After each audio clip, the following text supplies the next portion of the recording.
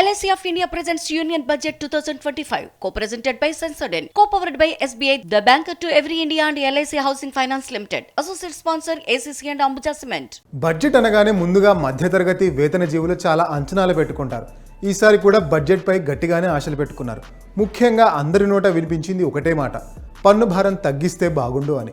అందుకు తగ్గట్టుగానే ఆర్థిక మంత్రి నిర్మలా సీతారామన్ సంచలన ప్రకటన చేశారు. వ్యక్తిగత ఆదాయం 12 లక్షల రూపాయల వరకు ఎలాంటి పన్నులు వసూలు చేయబోమని తీపి కబురు చెప్పారు. అలా ఈ స్టేట్మెంట్ ఇచ్చారో లేదో వెంటనే సభ అంతా దద్దరిల్లిపోయింది. ప్రధాని నరేంద్ర మోదీతో సహా కేంద్ర మంత్రులంతా బల్లలు చెరుస్తూ తమ ఆనందాన్ని వ్యక్తం చేశారు. నిర్మలమ్మ ఆ ప్రకటన చేసినప్పుడు మధ్యతరగతి వాళ్ళంతా ఇలాగే సంబరపడిపోయారు. I am now happy to announce that there will be no income tax payable up to income of 12 lakh rupees.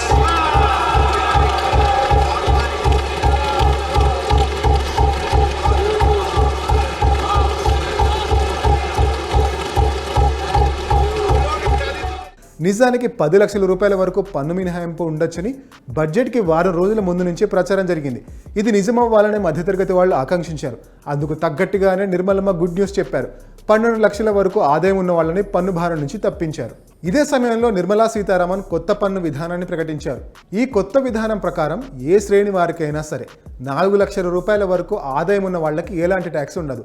4 లక్షల నుంచి 8 లక్షల ఆదాయం ఉంటే 5%, 8 నుంచి 12 లక్షల వరకు ఇన్కమ్ ఉంటే 10%, 12 నుంచి 16 లక్షల ఆదాయం ఉంటే 15% పన్ను విధించనుంది కేంద్రం.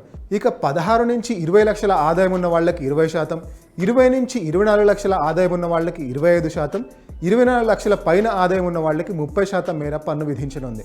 అంటే కేంద్ర ప్రకటన ఆధారంగా చూస్తే 12 లక్షల వరకు నో ట్యాక్స్. అయితే దీనికి 75,000 రూపాయల స్టాండర్డ్ డిడక్షన్ కూడా కలిపి చూడాలి. అలా చూస్తే మొత్తంగా 12.75 లక్షల వరకు పన్నులు చెల్లించాల్సిన అవసరం ఉండదు. మరో కీలకమైన విషయం ఏంటంటే కొత్త పన్ను విధానంతో పన్నుల నుంచి భారీగా ఆదా అవ్వనుంది. 12 లక్షల ఆదాయం ఉన్న వాళ్ళకి ఈ కొత్త పన్ను విధానంతో 80,000 రూపాయల వరకు ఆదా అవుతుంది. ఇక మిగిలిన స్లాబ్ల సంగతి చూస్తే 18 లక్షల ఆదాయం ఉన్న వాళ్ళ నుంచి ప్రస్తుతం 30% మేర పన్నులు వసూలు చేస్తోంది కేంద్రం. కానీ ఇప్పుడు చేసిన మార్పులతో వీళ్ళకి పన్నులో 70,000 రూపాయల వరకు ఆదా అవుతుంది. ఇక 25 లక్షల ఆదాయం ఉన్న వాళ్ళు ఈ కొత్త పన్ను విధానంతో ఏకంగా 1,10,000 రూపాయల వరకు ఆదా అవుతుందని కేంద్రం ప్రకటించింది.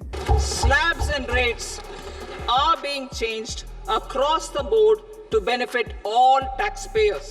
The new structure will substantially reduce. నిజానికి బడ్జెట్ సమావేశాలు ప్రారంభమయ్యే ముందే ప్రధాని నరేంద్ర మోదీ మీడియాతో మాట్లాడారు. ఆ సమయంలోనే కొన్ని కామెంట్స్ చేశారు. మధ్యతరగతి ప్రజలకు, పేదలకు లక్ష్మీ కటాక్షం ఉండాలని కోరుకుంటున్నట్టు అన్నారు. అంటే వాళ్ళ ఆదాయం పెరగాలని కోరుకుంటున్నట్టు ఇండైరెక్ట్గా వెల్లడించారు. ఇప్పుడు నిర్మలా సీతారామన్ చేసిన ప్రకటన బట్టి చూస్తుంటే మోదీ ముందే ఐటీ స్లాబ్లలో మార్పుల గురించి హింట్ ఇచ్చినట్టుగా అర్థమవుతోంది. మిడిల్ క్లాస్ వాళ్లకు ఈ నిర్ణయంతో చాలా వరకు ఆదాయం మిగులుతుంది. అంటే ఆ మేరకు వాళ్ళ ఆ డబ్బుని రకరకాల ఇన్వెస్ట్మెంట్లకు మళ్లించే వెసులుబాటు ఉంటుంది. తద్వారా మంచి రిటర్న్స్ పొందేందుకు అవకాశం ఉంటుంది. ఎంతో కాలంగా ఎదురు చూస్తున్న వేతన జీవికి ఇది నిజంగా తీపి కబురే. అయితే వచ్చే వారం కొత్త ఇన్కమ్ ట్యాక్స్ బిల్లుని తీసుకొస్తున్నట్టు వెల్లడించారు ఆర్థిక మంత్రి నిర్మలా సీతారామన్. అది ఎలా ఉండనుందన్న చర్చ ఇప్పటికే మొదలైంది. I reaffirm the commitment of the tax department to trust first, scrutinize later. I also propose to introduce the new income tax bill next week.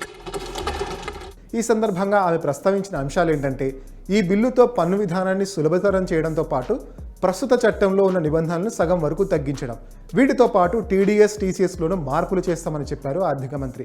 Senior సిటిజన్స్కి వడ్డీపై వచ్చే ఆదాయంపై టీడీఎస్ని 50,000 రూపాయల నుంచి 1,00,000 రూపాయల వరకు పెంచారు.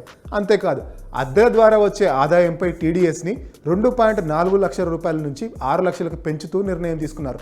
వీటితో పాటు ఐటీ రిటర్న్స్ గడువు పెంచడం, హయ్యర్ ఎడ్యుకేషన్ కోసం తీసుకునే లోన్స్పై టీసీఎస్ మినహాయించడం లాంటి నిర్ణయాలను ప్రకటించి పన్ను భారాన్ని చాలా వరకు తగ్గించింది మోదీ సర్కార్.